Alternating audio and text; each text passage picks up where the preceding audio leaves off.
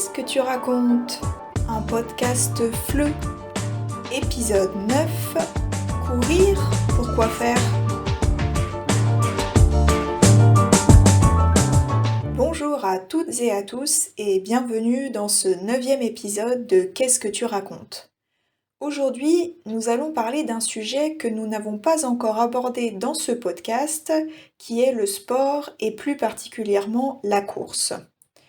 La course, c'est un sport que je pratique depuis plusieurs années puisque j'ai commencé quand j'avais 14 ans. Et quand je cours, j'aime bien écouter des podcasts. Le podcast dont nous allons parler dans la deuxième partie de cet épisode est un podcast que j'ai écouté en courant sur la course. Je pense qu'en écoutant cette introduction, certains d'entre vous vont être intéressés tandis que d'autres, ceux qui ne comprennent absolument pas comment on peut aimer courir pendant 10 km, se fatiguer jusqu'à l'extrême et tout ça en transpirant toute l'eau de notre corps, ceux-là ne vont peut-être pas avoir envie d'écouter la suite de ce podcast. Mais ne partez pas tout de suite. Dans ce podcast, vous allez peut-être trouver les réponses à votre incompréhension. Avant de vous raconter un peu ma vie, je vais vous expliquer un mot que j'ai utilisé juste avant qui est le verbe transpirer. Il est de la même famille que le nom la transpiration et c'est tout simplement le phénomène naturel qui se passe lorsque vous faites du sport et que votre corps libère beaucoup d'eau. C'est ce qu'on appelle la transpiration. Comme je vous l'ai dit, j'ai commencé à courir assez tôt dans ma vie quand j'étais adolescente. La première fois que j'ai couru, c'était avec ma mère et ma sœur, et c'était avant tout parce que ma sœur voulait essayer le jogging, qui est un autre mot venu de l'anglais pour dire la course. Mais ce qui était assez amusant, c'est qu'après cette unique séance de course ensemble, ma sœur a définitivement arrêté de courir parce qu'elle s'est rendue compte que ce n'était pas pour elle, alors que pour moi, ça a été le point de départ de ma grande histoire avec la course. Je vous arrête tout de suite. Je ne suis pas une très grande coureuse qui participe à de nombreux marathons, qui est capable de courir vite et pendant longtemps, ou qui possède les derniers objets connectés à la mode pour mesurer ses performances. Je suis encore moins une personne qui court chaque jour de la semaine, par exemple très tôt le matin, avant le travail. Non, moi je suis ce que certaines personnes pourraient appeler une petite coureuse, parce que je cours une fois, maximum 2 fois par semaine. Mon parcours fait entre 8 et 12 km et quand je cours, je n'utilise aucune application pour mesurer mes performances. Grâce au contexte, vous avez dû comprendre que le parcours désigne le chemin, l'itinéraire par lequel je passe quand je cours. C'est un mot qu'on utilise pour parler en général d'un itinéraire qui se répète. Par exemple, on peut parler d'un parcours de course lorsqu'on fait souvent ce même parcours, mais on peut aussi en parler pour un parcours de voiture, quand on pense aux courses de voiture qui passent toujours par les mêmes endroits. Mais ce n'est pas parce que je ne cours pas très souvent ou parce que mon parcours n'est pas très long que je ne me considère pas comme une coureuse sérieuse. Pour moi, courir, c'est avant tout un moyen de rester en forme, c'est-à-dire de me maintenir dans un bon état physique, et de me défouler mentalement, c'est-à-dire de libérer ma tête de mon travail ou des différentes préoccupations dans ma vie. Et c'est d'autant plus vrai depuis que je travaille uniquement en ligne, seule devant mon bureau. La performance est une chose que je ne recherche pas du tout. Je connais des personnes autour de moi qui courent chaque jour, qui font différents types de courses pour optimiser leur performance et qui mesurent ces performances à chaque fois qu'elles sortent pour courir. Pour moi, il n'y a pas de bonne ou de mauvaise manière de faire. C'est juste que personnellement, je ne suis pas particulièrement compétitrice ou dans la recherche de performance. Vous comprenez quand je dis que je ne suis pas compétitrice? Ça signifie tout simplement que je n'aime pas la compétition. Je n'aime pas être contre les autres pour voir qui est le meilleur. Bref, je pense que les motivations sont propres à chacun. Mais pour en revenir à ces personnes qui m'écoutent peut-être encore et qui se disent que je suis complètement folle d'aimer courir une fois par semaine, je vais vous montrer, grâce à la suite de cet épisode, qu'il y a bien quelque chose de génétique chez l'être humain qui le poussent à courir même sans objectif particulier.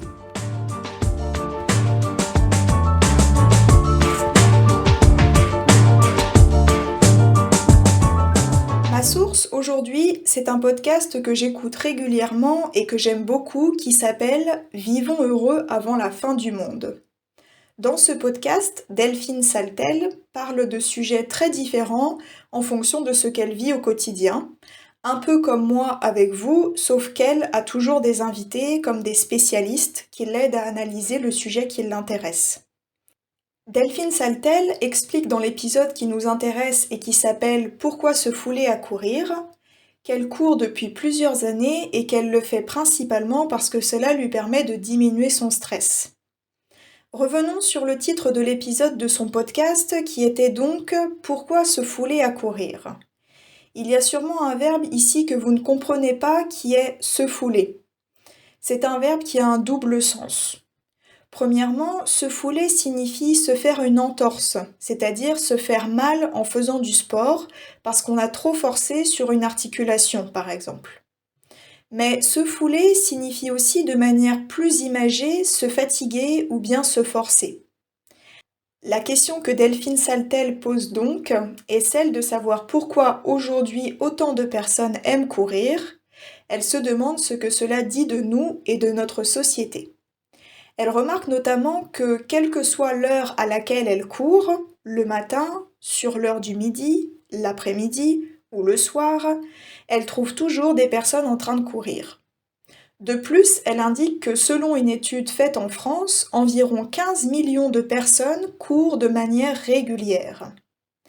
Elle est donc allée poser ces questions à Guillaume Millet, un professeur de psychologie de l'exercice à l'université de la ville de Saint-Étienne en France. Pour lui, le fait de courir est inscrit dans notre code génétique et c'est ce qui explique qu'autant de personnes aujourd'hui courent. En effet, il y a des millions d'années, quand nous devions chasser et tuer des animaux pour manger, nous avions un fort avantage qui était notre endurance. L'endurance, c'est notre capacité à maintenir un effort pendant une certaine durée. Guillaume Millet remarque donc que nous ne sommes pas des champions de la vitesse, mais que, par contre, nous sommes très forts pour courir pendant longtemps. En effet, nous avons des caractéristiques physiques qui facilitent la course sur de longues distances. Par exemple, nous avons ce que l'on appelle le talon d'Achille. C'est ce qui se trouve à l'arrière de notre pied et qui connecte le pied à la jambe. Ce talon d'Achille fonctionne comme un élastique qui nous permet de faire de grands pas. Nous avons aussi des caractéristiques physiques au niveau de notre tête qui nous permettent de maintenir notre cerveau bien en place, même quand nous courons. Enfin, nous avons une chose très importante qui est notre transpiration. Rappelez-vous, nous en avons parlé dans la première partie du podcast. La transpiration, c'est l'eau qui sort de notre corps quand nous faisons un effort. Pourquoi cette transpiration est très utile ? C'est parce qu'elle nous permet de réguler la température de notre corps. Même quand il fait très chaud, nous sommes capables de continuer notre effort parce que notre transpiration nous le permet.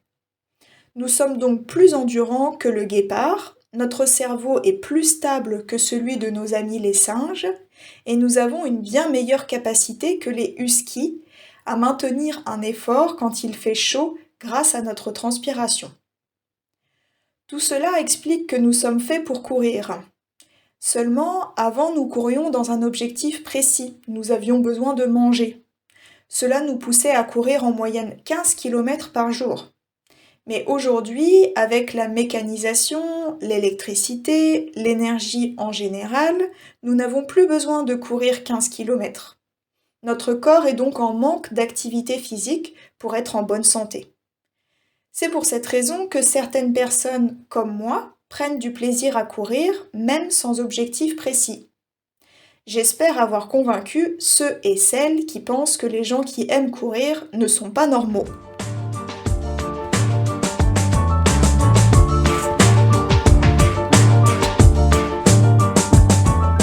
Aujourd'hui, tout le vocabulaire que nous avons vu ensemble est en rapport avec le thème du jour qui est le sport ou la course. Premièrement, la transpiration, c'est ce phénomène que tous les humains connaissent et qui se produit lorsque l'on fait un effort important et que de l'eau sort de notre corps. On dit qu'on transpire.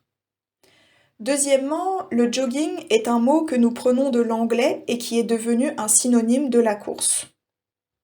Troisièmement, le parcours est le chemin que nous prenons lorsque nous sommes habitués à courir. C'est un itinéraire répétitif. J'ai dit aussi que courir me permettait de rester en forme, c'est-à-dire de garder de bonnes conditions physiques, et de me défouler, c'est-à-dire de sortir de ma tête tous mes problèmes et toutes mes préoccupations. Par ailleurs, nous avons aussi croisé le terme de compétiteur pour le masculin ou de compétitrice pour le féminin. Ce sont des personnes qui font de la compétition, qui aiment la compétition. De plus, dans le titre du podcast de Delphine Saltel, nous avons vu le mot se fouler qui signifie soit se faire mal à une partie du corps, soit se fatiguer ou se forcer à faire quelque chose. Enfin, l'endurance, c'est la capacité d'une personne ou d'un animal à maintenir un effort pendant une longue durée. Voilà, qu'est-ce que tu racontes? C'est terminé pour aujourd'hui. Mais j'aimerais bien savoir si vous aussi, vous êtes des coureuses ou des coureurs. Est-ce que vous faites partie de ces personnes qui aiment aller courir au parc une fois par semaine? Ou est-ce que vous faites partie de ce groupe de personnes qui ne comprend pas qu'on puisse aimer courir? Écrivez-moi dans les commentaires, en français, évidemment.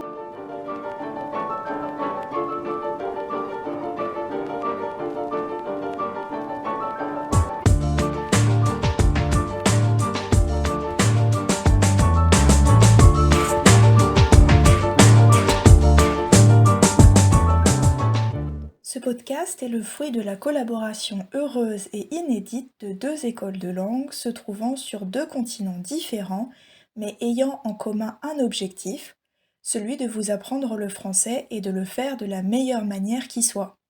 La première, Centrum Saluola, est une école polonaise située à Varsovie. Spécialisée dans l'enseignement en ligne, elle propose des cours pour adultes, enfants et adolescents en petits groupes. Si vous êtes ambitieux, déterminé, méthodique et appréciez le sentiment d'efficacité, vous êtes au bon endroit. C'est exactement la méthode de travail de son équipe de professeurs qualifiés. Le deuxième pilier de cette collaboration, Fais-le en français, Do It in French, est une école basée à Ottawa, au Canada, et ses professeurs, tout comme ses clients, se trouvent un peu partout dans le monde. Son mot d'ordre? Chacun peut apprendre le français, y prendre du plaisir et devenir un véritable francophone dans le bien-être et la convivialité. Venez apprendre avec un collectif de professeurs de français professionnels et indépendants motivés pour vous aider.